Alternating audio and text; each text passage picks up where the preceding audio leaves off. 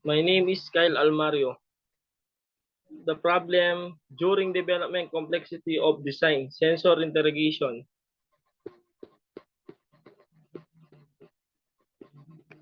During development complex of design and technology interrogation, sensor interrogation, interrogation sensor to analysis waste and convert into energy involved additional energy and engineering challenge biomedical processes like anaerobatic design or microbial fuel cell might be used requiring precise calibration and integration with other toilet function. Software development. The software must be not only process health data but also manage the energy conversion process. This includes monitoring the efficiency of waste to energy conversion and providing feedback on energy production. Data security and privacy. Securely handling health data and energy production data is crucial. Ensuring that these systems are protected from cyber threat is essential to maintain user to trust and system integrity.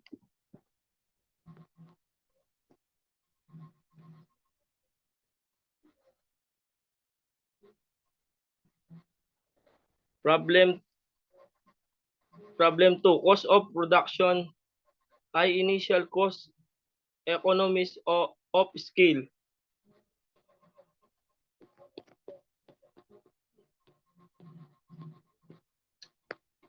Cost of production, high initial cost. Developing technology that convert waste into energy can be expensive due to the need for specialized materials and processes.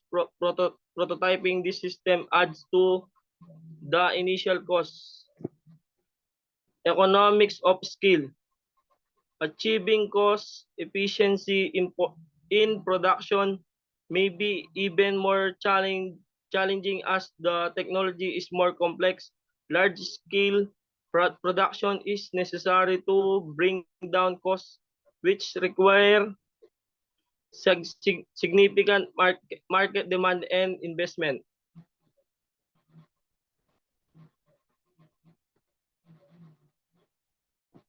Regulatory components, high regulation safety standard.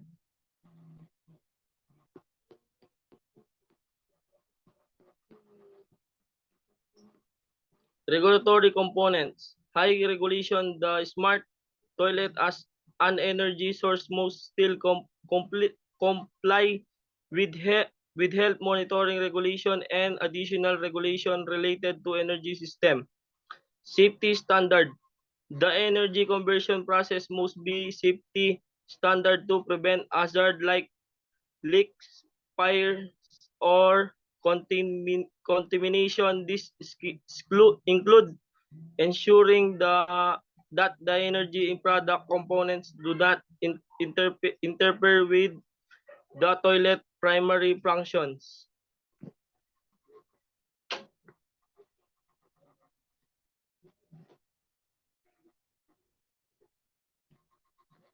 Problem 4, user interface and experience, initiative, design, accessibility.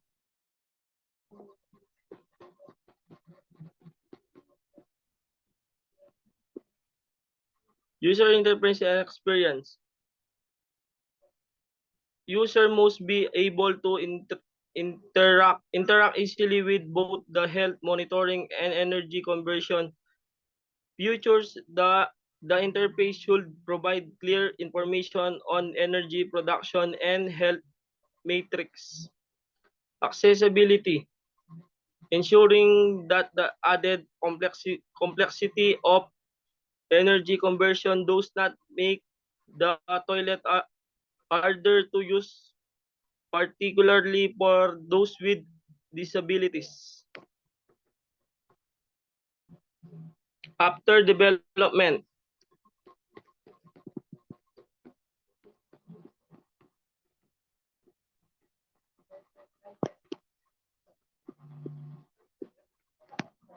reliability and maintenance durability. The addition of energy conversion technology increases the complexity and potential points of failure. Ensuring these components are durable and easy to maintain is crucial. Maintenance. Regular maintenance schedule will be more complex involving both health monitoring system and energy conversion technology. Establishing a robust maintenance network is essential.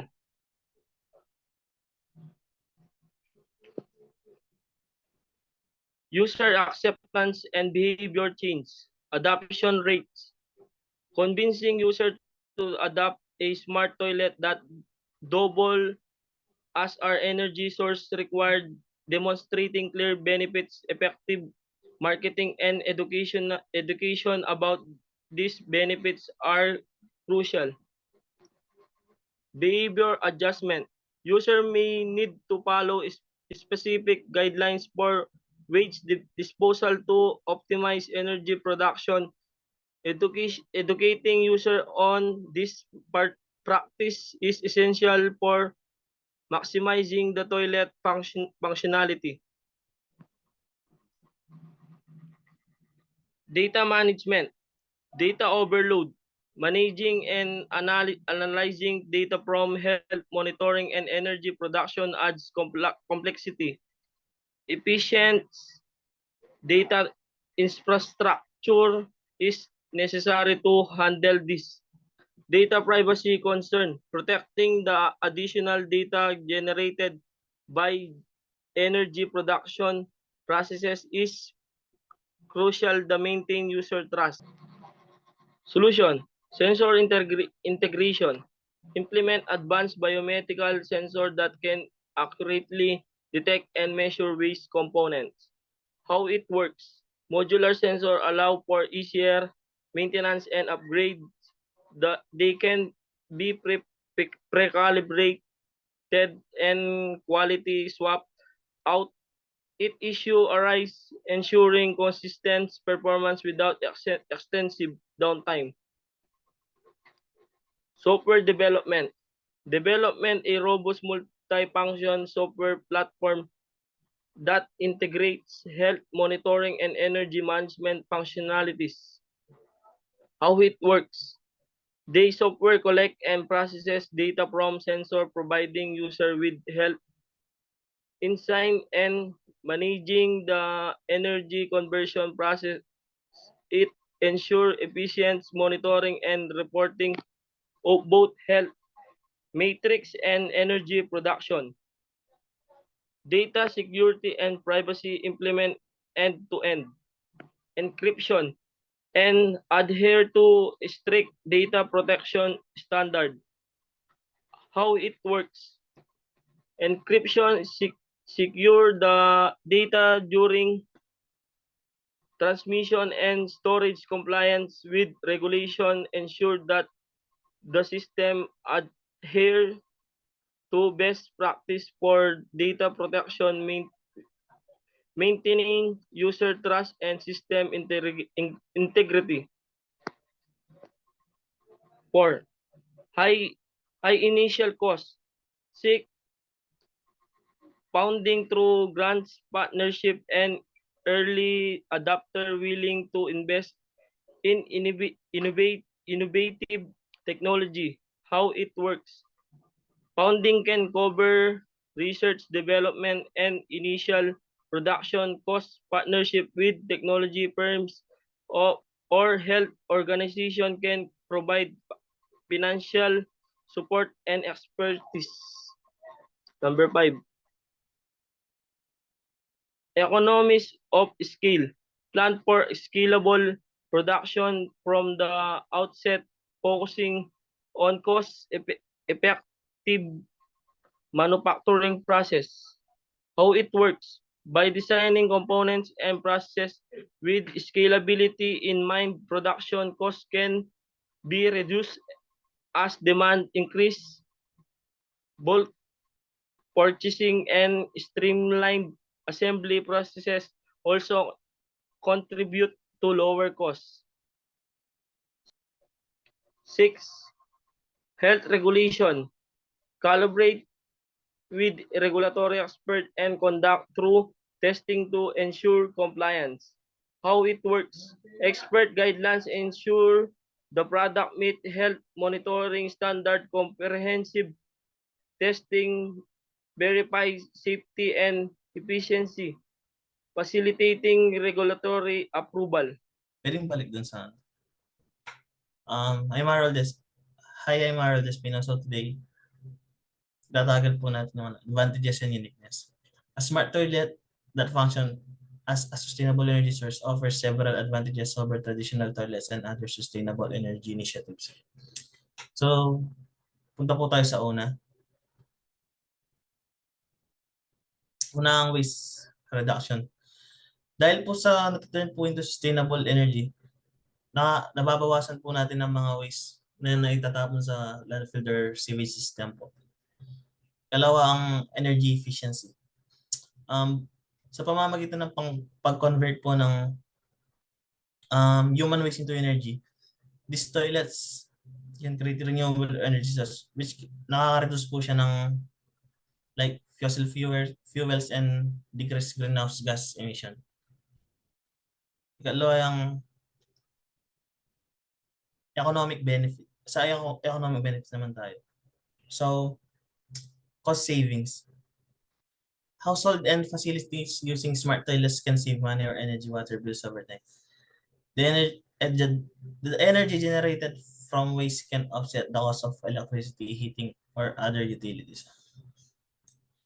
So, dahil sa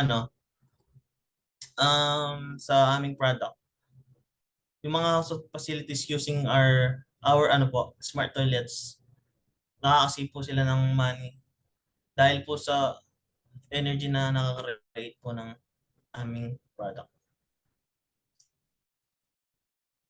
And reduce infrastructure costs.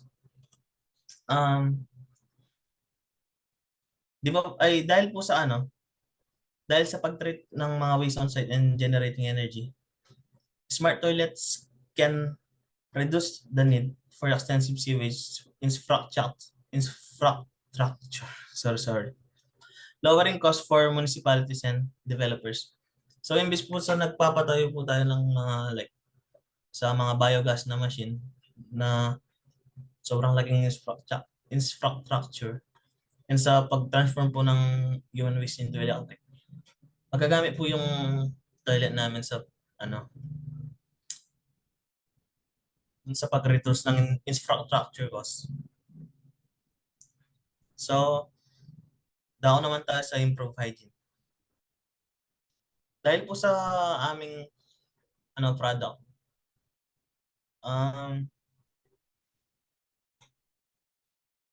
now, smart toilet can often include features that enhance hygiene such as automatic cleaning, tsaka hands-free operation, and meron na po siyang health monitoring. So, sa naman tayo, innovation and market growth.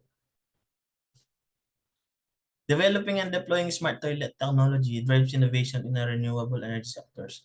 It can open up new markets and create opportunity for businesses and entrepreneurs.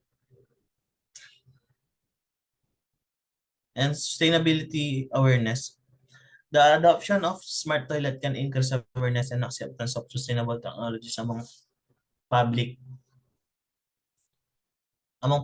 This can lead to broader environmental consciousness and behavior change. So, yun. Sa waste energy conservation,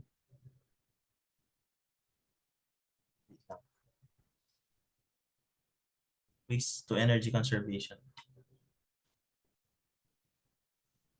So, may dalawa tayong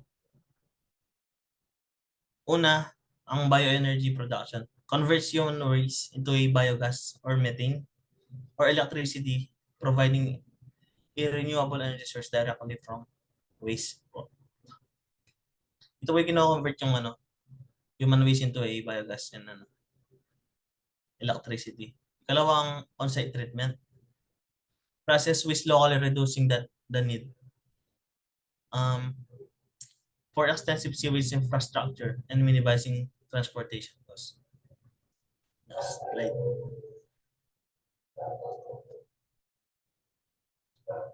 Yung next slide. So, sa environmental impact naman tayo.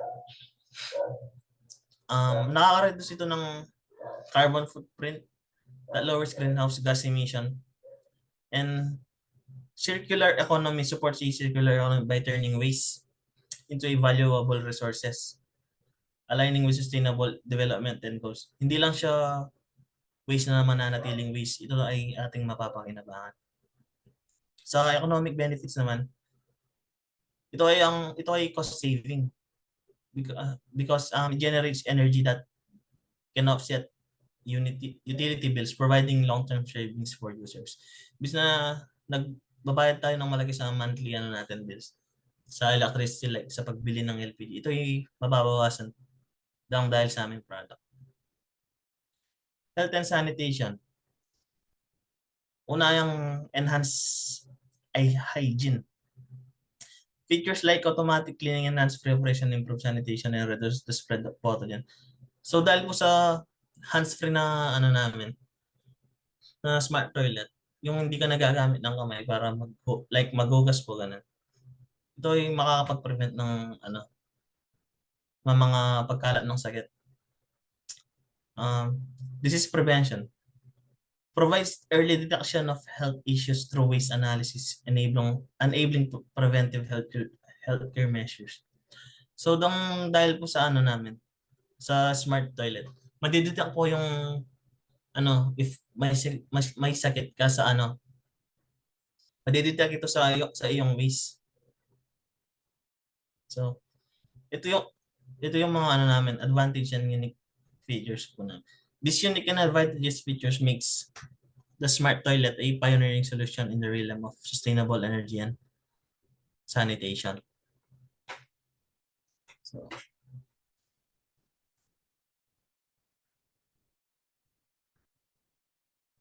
So ano naman tayo sa team background. So as a as a student and a pioneer of this unique toilet, I think we are capable naman po for doing this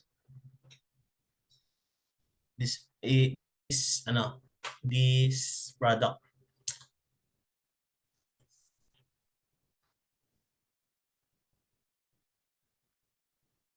I think po, yes, we're capable naman po for doing this with the help of the house and Almario. We are definitely do this product.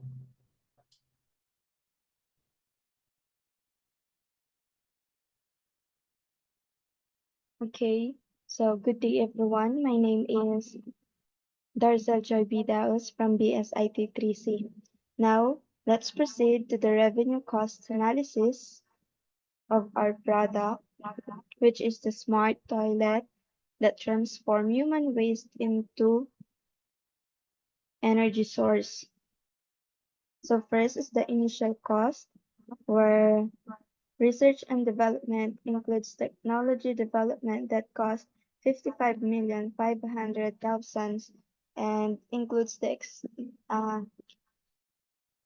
in this technology development, it includes the expenses associated with developing the core technologies required for the smart toilet, and it also involves the salary of engineers, the researchers for procurement of equipment and software tools essential for the development process.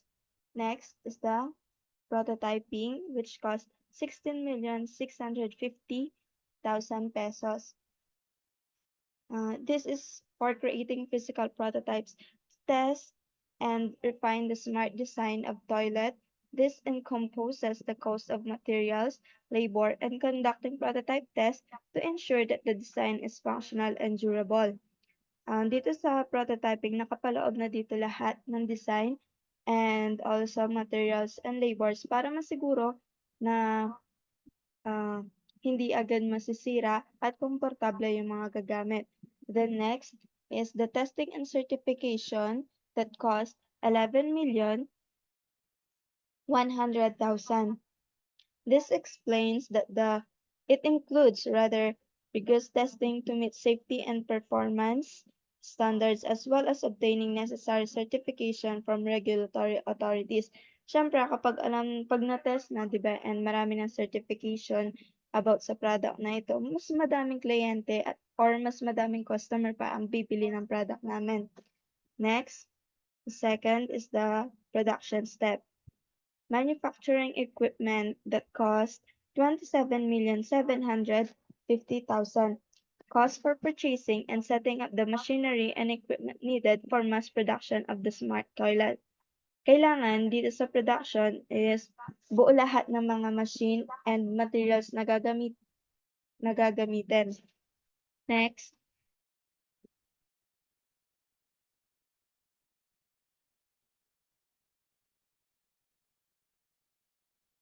the facilities set up that cost 16,650,000 related to preparing the production facility, including the leasing space, setting up production lines, and installing necessary utilities.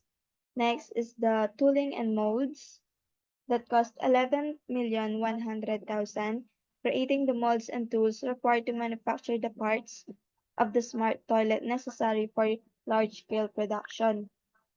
Number 3, the regulatory compliance that includes health and safety certification that cost 8,325,000 for safety. This is to ensure the product complies with health and safety regulations such as obtaining certifications like Underwriters Laboratories and CE Committee for European.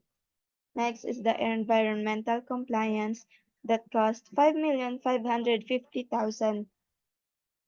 This is to ensure the product meets the environmental standard. Siyempre, kung ano yung kailangan ng mga tao ngayon, yun yung ibibigay natin. Kung saan sila mas nakakatipid dahil ngayon practical na yung mga tao. And number 4, marketing and launch. Marketing campaigns cost 11,100,000. This is for developing and executing marketing strategies to promote the smart toilet, including online advertising, social media campaigns, public relations, and creating market materials.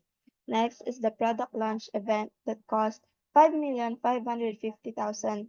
Hosting events to introduce the product, including the market, including launch parties, trade works, and press events to generate buzz and media coverage.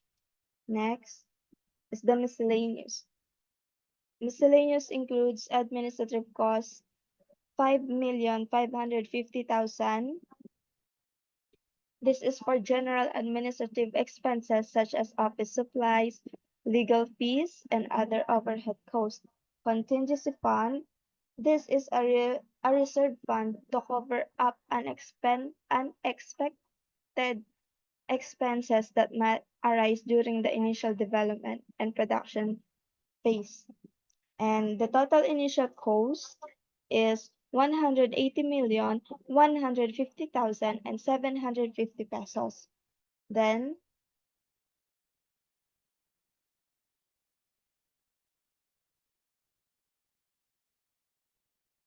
let's go for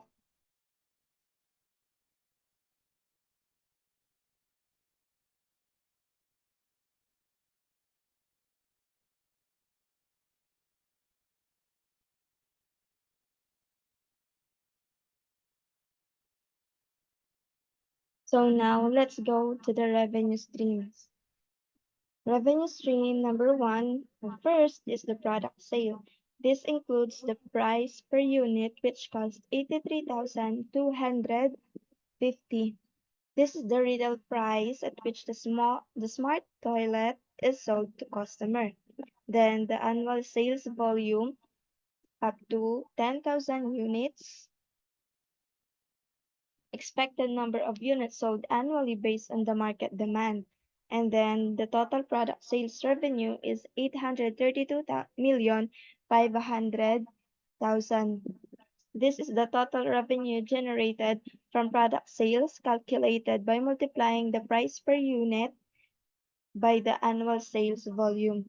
Next is the subscription services, health monitoring services that cost 555 per month use. Monthly fee for users to access additional health monitoring features and data analysis to ensure the safety of the user. The next,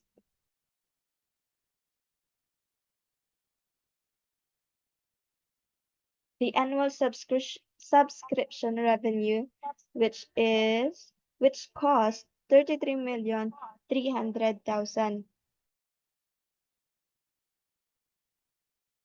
This revenue from subscription services, assuming 50% of the users for the services. And number 3, energy credits and incentives includes energy savings per unit cost 2,775,000 per year.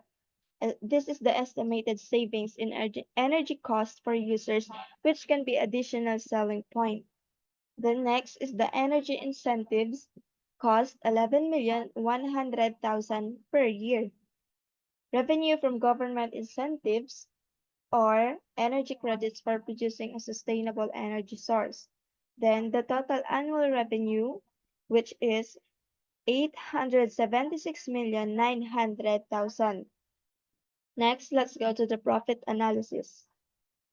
The annual revenue is 876,900,000. This is the total revenue from product sales, subscription services, and energy incentives.